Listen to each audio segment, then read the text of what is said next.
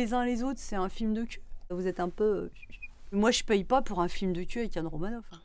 Bonjour, Bruno Portelli pour FrenchOfAmerica.com. Aujourd'hui, j'ai la chance, je vais pouvoir poser quelques questions à Anne Romanoff, qui termine sa tournée aux États-Unis. Anne Romanoff, bonjour. Bonjour. Vous terminez votre tournée aux USA. Comment s'est-elle passée? Ça s'est très bien passé.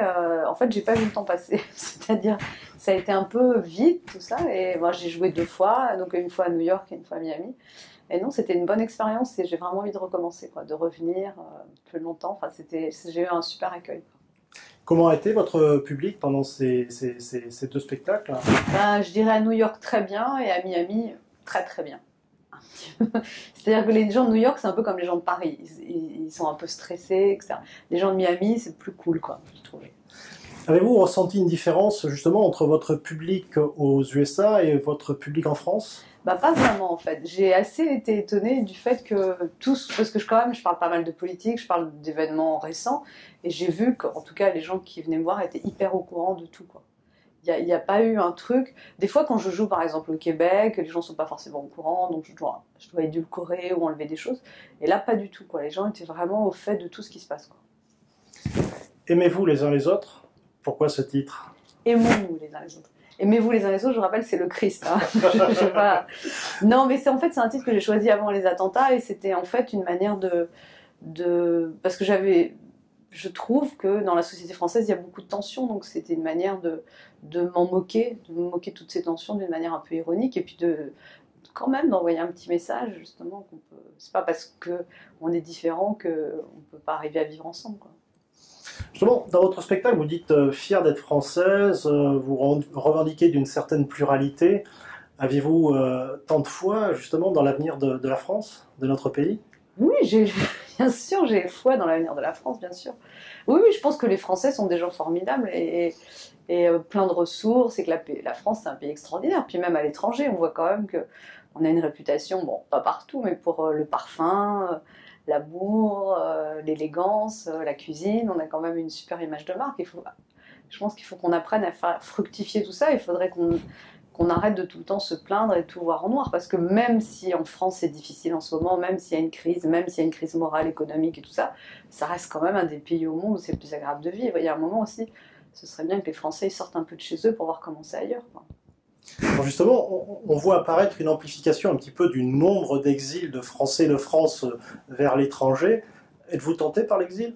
Non, non, clairement non. Mais par contre, aller de temps en temps à l'étranger, oui, c'est agréable, ça aère l'esprit. Et... Non, je suis pas tentée parce que moi, j'aime vraiment beaucoup la France. Puis enfin, là, j'ai fait 2 dates, mais je pense pas que je peux revenir. Enfin, voilà. Mais après, je veux dire, moi, je fais beaucoup de tournées, je joue, c'est à Paris, c'est en France, et voilà.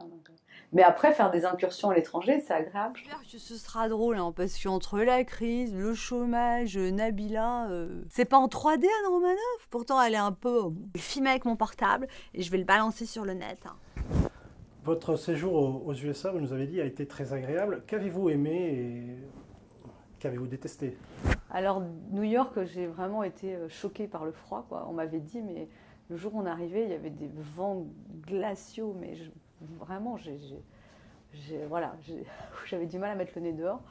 Et puis après, la neige qui fondait, et on met son pied sur le trottoir, en fait, et on s'enfonce, et on ne sait pas si c'est de la gadoue, de la neige, ou voilà. Et je trouvais que les chaussées n'étaient pas très bien, mais... Et sinon, j'étais un peu choquée aussi des Américains qui vous crient dessus quand vous ne comprenez pas. Pas à Miami, où j'ai trouvé que les gens étaient quand même assez cool. Puis en fait, à Miami, j'ai surtout vu des Français, donc je ne peux pas te dire. Mais à New York, j'ai vu beaucoup d'Américains et je trouvais qu'on se fait vachement engueuler, quoi. Je ne sais pas si c'est en tant que Français ou en tant qu'étranger, mais par exemple, quand vous devez signer la carte bleue digitale et que moi, je ne connaissais pas le système, « And you press it, and you do it, Et moi, à un moment, une nana, j'ai dit, mais don't shout at me. Elle me dit, I don't shout at you, but you don't understand what I say. J'ai dit, ok.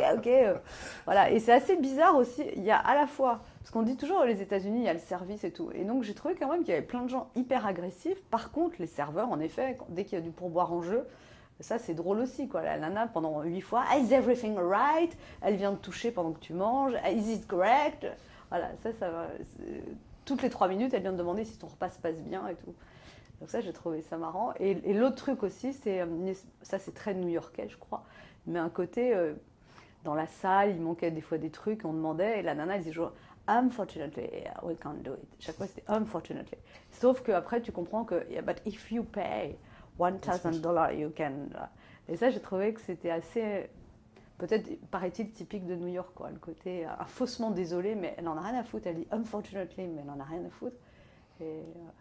C'est certainement une différence entre New York et Miami sur ce plan-là, effectivement, puisque, enfin, quoique New York est aussi international, tout comme Miami, mais je pense qu'à Miami, il y a une culture vraiment du tourisme qui est quand même différente par rapport à… Ah oui, non, mais bah, oui, c'est une ville qui apparemment il y a que des hôtels partout, donc c'est sûr. Ouais. Non, mais Miami, j'ai trouvé plutôt les gens très cool et très gentils.